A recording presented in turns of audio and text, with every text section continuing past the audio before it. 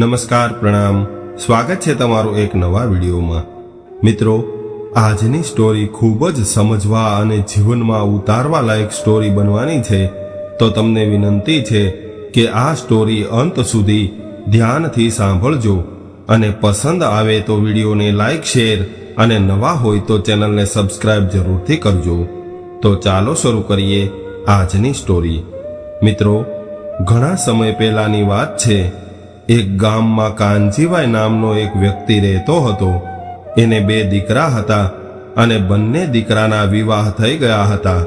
દીકરા, એની વહુઓ અને એના 3 સંતાનો સાથે સંયુક્ત પરિવારમાં કાનજીભાઈ રહેતા હતા। ઘરના બધા જ લોકો હળી મળીને ખૂબ સુખ શાંતિથી રહેતા હતા। સંયુક્ત પરિવાર હોવાના લીધે ઘરમાં ક્યારેક ક્યારેક મન દુઃખ થવાના કારણે બોલાચાલી પણ થઈ જતી, પરંતુ એ બધું ક્ષણિક રહેતું હતું। એકંદરે પરિવારના બધા જ સભ્યો હળી મળીને ખૂબ આનંદથી રહેતા હતા। કાનજીભાઈ એક કરિયાણાની દુકાન ચલાવતા હતા અને એની દુકાન ખૂબ સારી ચાલતી હતી, પરંતુ બંને દીકરાના લગ્ન થયા ત્યારબાદ કાનજીભાઈ નિવૃત્ત થઈ ગયા હતા, કારણ કે એના બંને દીકરાઓએ દુકાન સંભાળી લીધી હતી। બંને દીકરાઓને પોતાની દુકાન સોંપીને કાનજીભાઈ એક નિવૃત્ત જીવન માણી રહ્યા હતા। બંને દીકરાઓએ દુકાનનો બધો જ કારોબાર પોતાના માથે લઈ લીધો હતો અને ધીરે ધીરે સમય અનુસાર વેપારની રીતભાતમાં ફેરફાર કરીને દુકાનમાં ખૂબ જ પ્રગતિ કરવા લાગ્યા હતા। હવે બંને દીકરાઓએ પોતાના ઘરના ઉપરના ભાગમાં કાનજીભાઈ માટે એક આલીશાન રૂમ બનાવ્યો અને એ રૂમમાં એસી, ટીવી, સોફા અને ઘણી બધી આધુનિક સુખ સગવડતાના સાધનો ફિટ કરાવ્યા હતા। પરંતુ દીકરાઓએ એના પિતાજીને આ વાત નહોતી કરી કે આ રૂમ અમે તમારા માટે બનાવ્યો છે। અને જ્યારે કાનજીભાઈને એના દીકરાઓએ આ રૂમમાં રહેવાનું કહ્યું ત્યારે કાનજીભાઈ ઉદાસ થઈ ગયા અને કહેવા લાગ્યા કે દીકરા, નીચે ભલે સગવડતા ઓછી હોય તો પણ અમારે ચાલશે, પરંતુ અમારે આ રૂમમાં નથી રહેવું। મને અને તમારી માને નીચે જ રહેવા દો। પરંતુ બંને દીકરાઓએ તો ખૂબ જ હરખથી પોતાના પિતાજી માટે આ રૂમ બનાવ્યો હતો અને એની જીદ સામે કાનજીભાઈ કશું બોલી શક્યા નહીં અને અંતમાં પહેલા માળે રહેવા માટે રાજી થઈ ગયા। અને ત્યારબાદ કાનજીભાઈ અને એના પત્ની ઉપરના માળમાં ખૂબ સુખ સુવિધાવાળા રૂમમાં રહેવા લાગ્યા। ધીરે ધીરે સમય વીતવા લાગ્યો અને હવે ઉપરના માળે રહેવા ગયા બાદ કાનજીભાઈની તબિયત થોડી નરમ રહેવા લાગી। હજુ પણ કાનજીભાઈનું મન નીચે જ રહેતું હતું, કારણ કે ઉપરના માળે રહેવા આવ્યા બાદ એના 3 નાના સંતાનોની સાથે નહોતા રહી શકતા। એક દિવસ કાનજીભાઈ નીચે જમવા આવ્યા ત્યારે એણે દીકરાઓને એવું કહ્યું કે મારો સામાન પાછો નીચે ફેરવી નાખો, મારે ઉપર નથી રહેવું, મને ત્યાં રહેવાનું નથી ફાવતું।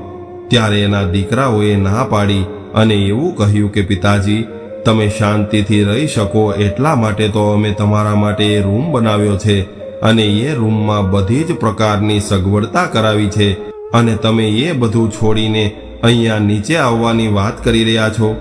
બરાબર એ જ સમયે દીકરાની વહુ રસોડામાંથી વચ્ચે બોલી અને કહેવા લાગી કે પિતાજી, અત્યારના સમયમાં કોઈના ઘરે વડીલો માટે આટલી બધી સગવડતા નથી હોતી। ઘણા બધા ઘરોમાં તો વૃદ્ધ લોકો હોલના રૂમમાં જ સૂતા હોય છે, અને તમને આટલી બધી સુખ સગવડતાવાળો રૂમ બનાવી આપ્યો છે, તો પછી તમારે એની કદર કરવી જોઈએ। એની કદર કરવાના બદલે તમે તો નીચે આવવાની જીદ કરી રહ્યા છો। ત્યારે કાનજીભાઈએ કહ્યું કે સુખ સગવડતા તો ઘણી બધી છે, પરંતુ મારે એ બધી જ સુખ સગવડતાની જરૂર નથી।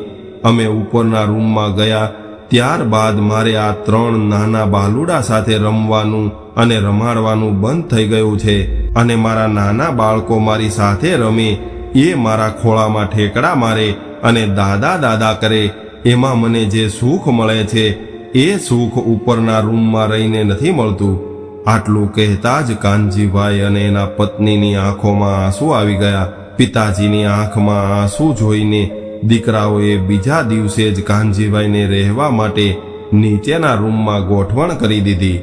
હવે કાનજીભાઈ નીચેના રૂમમાં રહીને પોતાના પૌત્રો અને પૌત્રી સાથે આનંદથી પોતાનો સમય પસાર કરવા લાગ્યા અને નાના બાળકોની સાથે નાના બાળક થઈને રહેવા લાગ્યા.